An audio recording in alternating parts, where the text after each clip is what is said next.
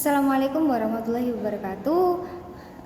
Kembali lagi bersama saya Wafi Ilma Mauludia dengan NIM 2011 04040018. Di sini saya akan mereview tentang barang-barang numismatik. Berikut adalah cuplikannya. Numismatik adalah suatu kegiatan mengumpulkan benda-benda terkait uang, seperti uang kertas, uang koin, token, dan benda-benda terkait lainnya yang pernah beredar dan digunakan untuk masyarakat. Numismatik mempelajari antara lain sejarah mata uang, cara pembuatannya, ciri-cirinya, variasi yang ditemukan, pemalsuannya, sejarah politik terbentuknya mata uang tersebut, dan sebagainya.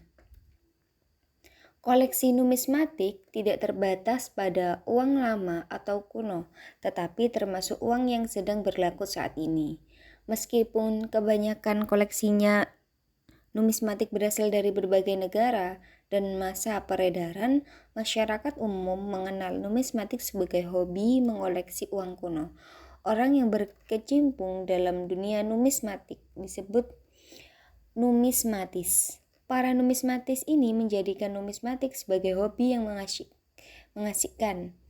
Biasanya karena 3 hal, yaitu kekaguman atas desain uang kertas maupun uang koin yang beredar, nostalgia masa lalu, dan ketertarikan pada cerita di balik uang tersebut. Para numismatis menemukan kesenangan atau kepuasan pribadi saat bisa memiliki dan mencermati gambar koleksi uang mereka. Uang kertas dan uang koin ibarat karya seni yang tak pernah bosan untuk dinikmati.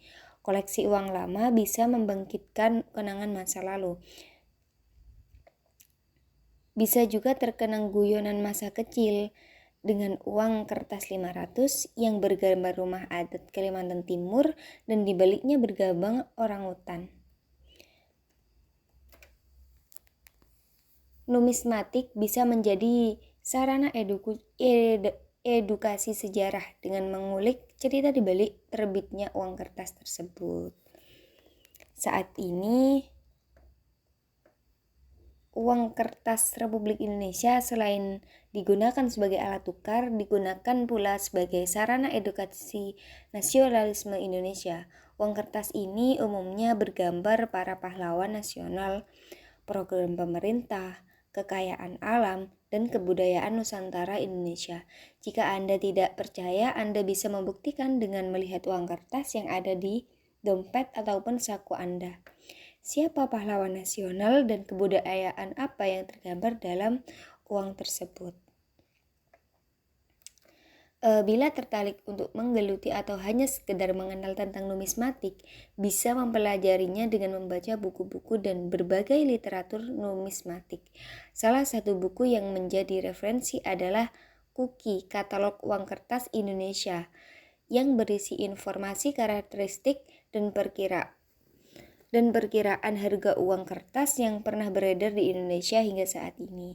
Bisa juga dengan mengunjungi Museum Bank Mandiri untuk melihat berbagai koleksi uang kuno Indonesia secara lengkap dan uang dari berbagai belahan dunia.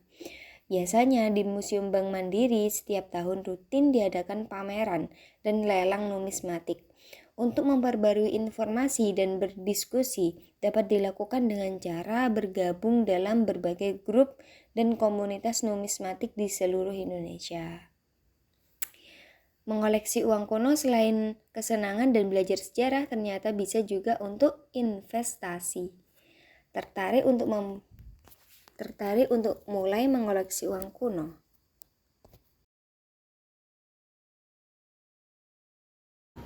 Masih bersama dengan saya, yakni saya akan mereview beberapa uang pada zaman dahulu seperti ini.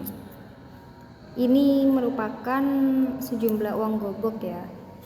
Nah, uang sebagai alat tukar tak bisa dilepaskan dari perkembangan peradaban manusia. Uang menggantikan sistem barter yang telah dilakukan selama beberapa abad. Sebelum uang kertas yang banyak beredar saat ini, dahulu lazim digunakan alat tukar resmi. yang berbentuk koin sebelum ditemukannya teknologi pembuatan kertas. Uang koin pernah dibuat oleh beberapa kerajaan yang ada di Nusantara. Nah, salah satunya yaitu uang koin yang populer di masa lalu, yakni uang gobok yang jadi standar alat tukar di era Kerajaan Majapahit di Jawa. Saat sekarang, uang keping logam ini bisa jadi bernilai tinggi karena jadi incaran kolektor uang kuno. Ini ya guys, kayak gini.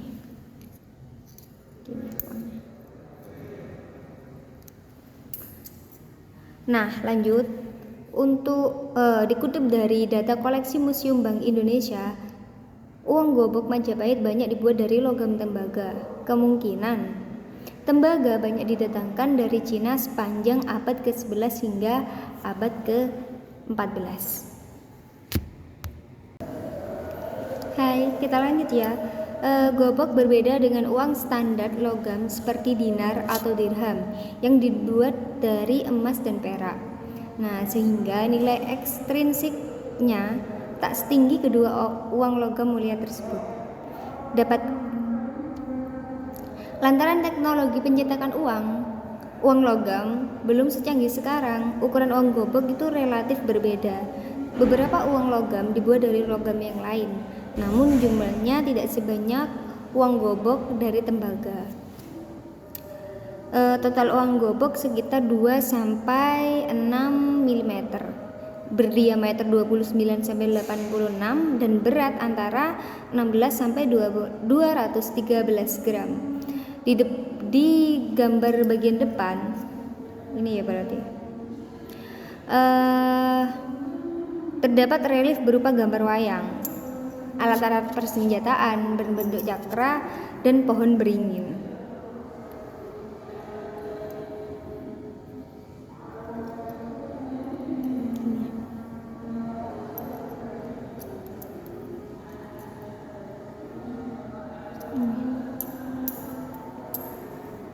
Lanjut, sementara di bagian belakang uang standar Majapahit ini memiliki gambar belakang berupa relief pohon, peralatan berbentuk senjata dan berbentuk sesaji.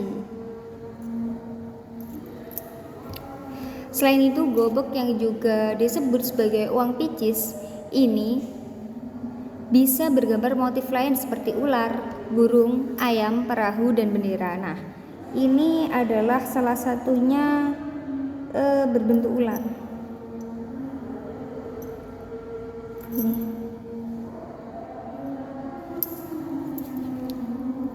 Bentuk uang gobok bulat. Bentuk uang gobok ini berbentuk bulat, tak rata dengan lubang berbentuk segi empat. Jika dilihat dari fisiknya, uang keluaran Majapahit ini mengadopsi keping uang dari Cina. Ini ya guys, contohnya. Ini kan. Ini.